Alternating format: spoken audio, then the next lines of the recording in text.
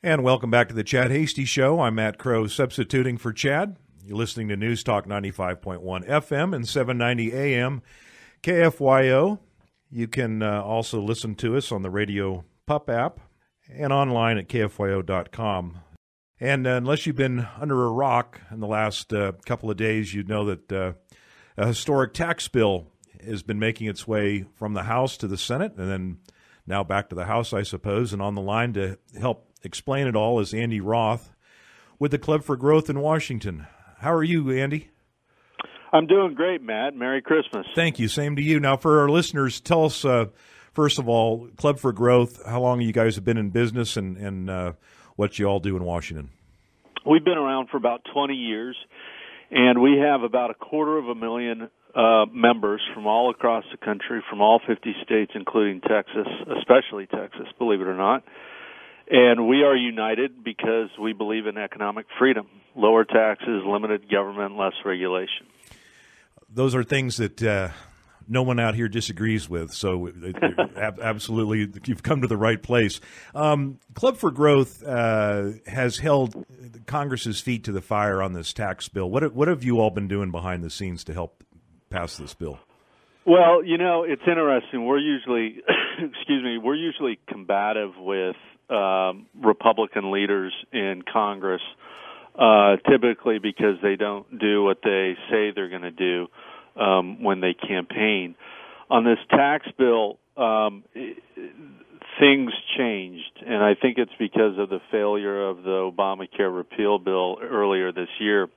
After that failed, I think everybody's back kind of straightened up, and everybody figured out that we needed to come together and pass this thing. It's true that this bill is not perfect, and it's not as big or as pro-growth as we'd like it to be. But I'll tell you what, Republicans and Republican leaders are lousy salesmen. So the voters out there may not think that this is a great bill, but I'll tell you what, it's very pro-growth. Not as pro-growth as we want it to be, but it's very pro-growth, and it's going to be great. I really worry. Well, I don't worry. I actually enjoy it. The Democrats are going to have a very difficult time in the fall of next year explaining why this booming economy and low unemployment is bad, because that's precisely what they're saying right now about this tax bill. Don't they fall into the same old ruts, though? I mean, I hear Schumer saying the same old thing and Pelosi saying the same old thing, that the rich are getting richer and the poor are getting poorer. I mean, it's so tiresome. I mean, and what? And you're right. The Republicans have done a lousy job of packaging this. I wish that the members of the House and the Senate could take a marketing 101 class, because they can't sell this thing worth their.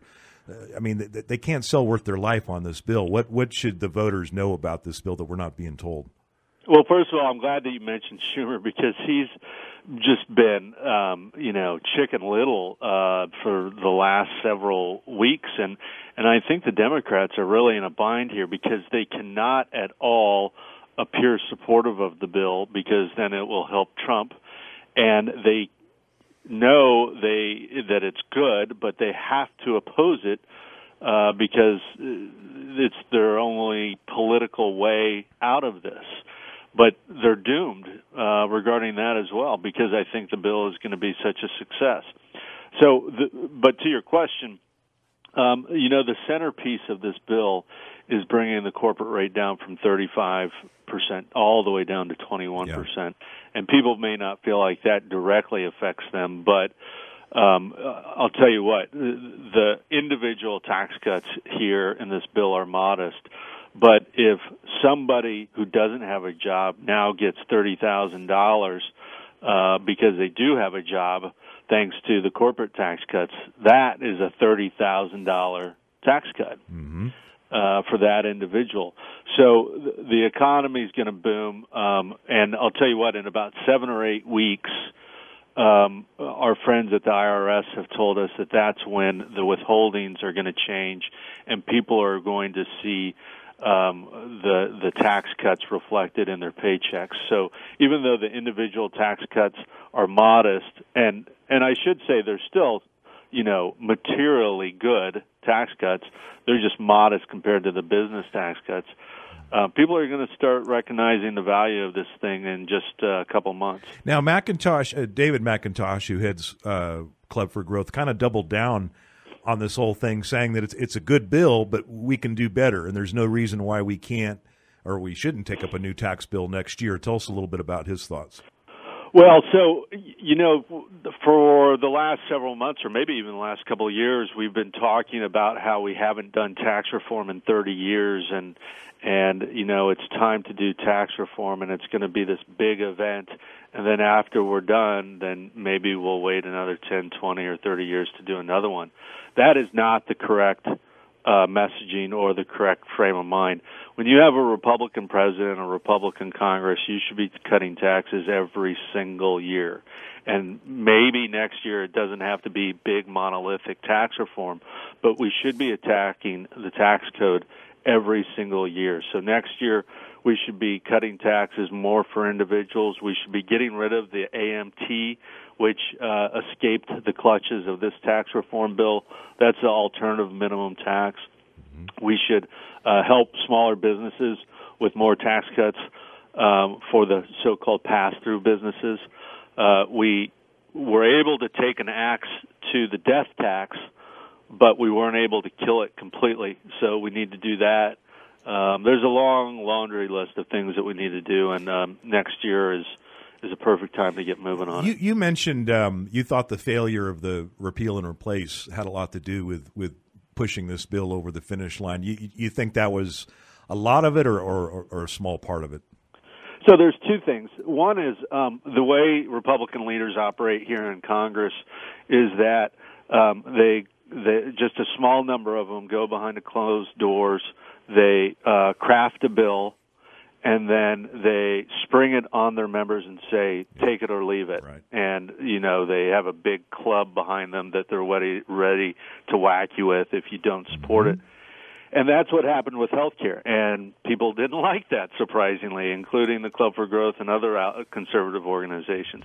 And that's the way they operated under John Boehner and for the first part of Paul Ryan.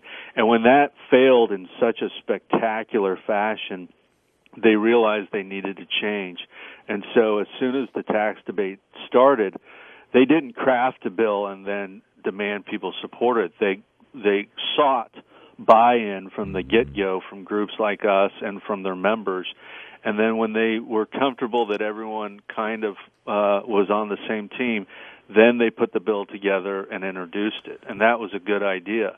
So the second point is that on health care reform or on health care as an issue, there is a huge variety of positions within the Republican Party. You would think that everybody supports free markets and repeal of Obamacare, but unfortunately there's a lot of liberal Republicans who support large parts of Obamacare, and that was realized during the debate. I want to get back to you on that after the break, because I think you've identified a chink in the armor of the Congress as it stands right now. I also want to talk to you about the local and state governments and what this means for them. Listening to Andy Roth from Club for Growth, and we're going to come right back. You're listening to the Chad Hasty Show on 790 AM KFYO.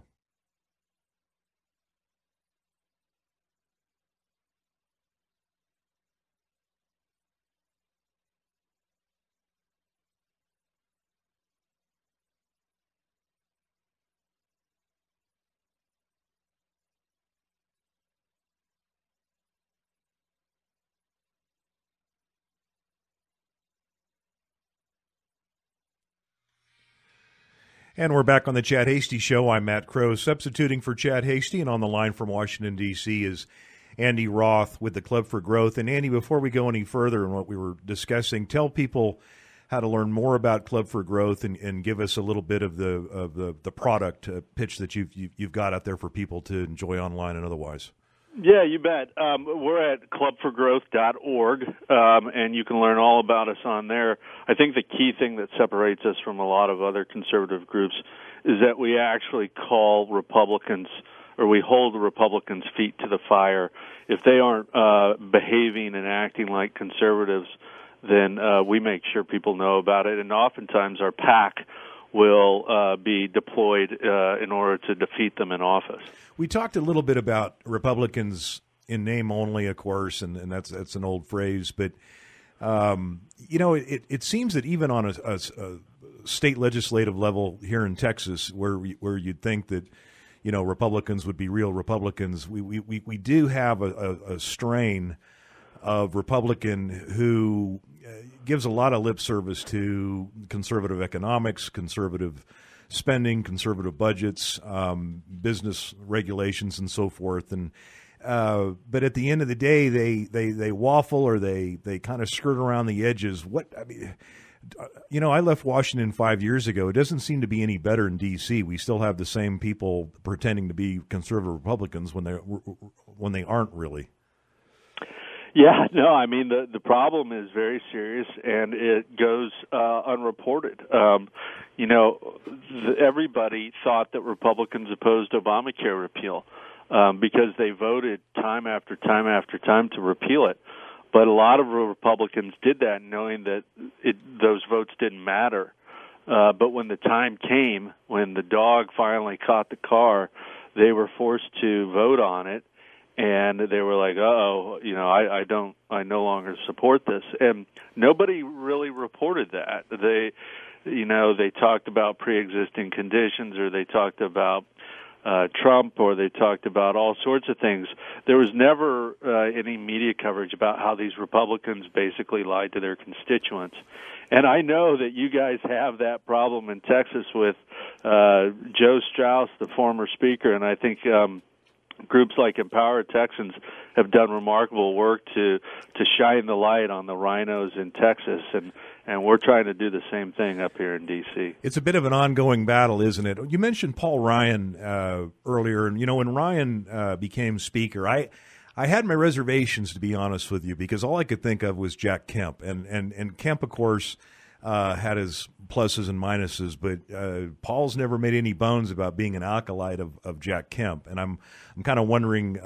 There's been some talk that this will be his last hurrah as Speaker. What's the word on the Hill right now? Well, that's what we heard as well, but they've been pushing back on that. That now, because they're pushing back on it, doesn't mean that he's not going to leave. I suspect they're doing that so that he can continue to have leverage in negotiations on all sorts of things. If it's known that he's retiring, then he kind of becomes a lame duck speaker, and his ability to negotiate things is greatly reduced. So your guess is as good as mine. I do believe that he does not enjoy the job. I do believe that he loves his family and wants to spend more time with them, so it seems natural that he would retire, but I don't know. What's in the time we've got left? We've got about 4 more minutes. The shutdown of the government and the funding budget, is it likely that we'll work through that?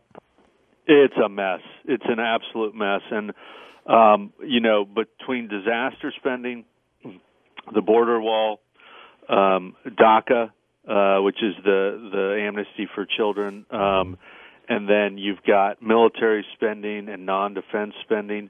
You've got several balls up in the air, and there are different constituencies in both parties who want different things, and it's very difficult to get to a majority vote on both of them. We're naturally opposed to all of the profligate spending that's in these bills, so we're probably going to be opposed to it. I suspect that they're going to just kick the can down the road again, and rather than pass a bill that funds the government until next fall, I suspect they're going to pass a bill that just funds it for a month, and so after the holiday break, they'll come up and deal with it again. Any up-and-comers to take over the speaker's position that you can think of, that anybody might not looking for an endorsement, but just people who might be in the running for the speaker's job if he decides to leave? That's a really good question. To be honest with you, our favorite person to take over that position the last time we were confronted with this with somebody that your listeners may know. It's Jeb Hensarling, sure. Congressman from the 5th District. Yep. Unfortunately, he's now retiring. Right, he's had enough. Now the Constitution doesn't say that it has to be a member of the House, so I suppose Jeb could still take the job if we could get him to do it. But you're right. There is no natural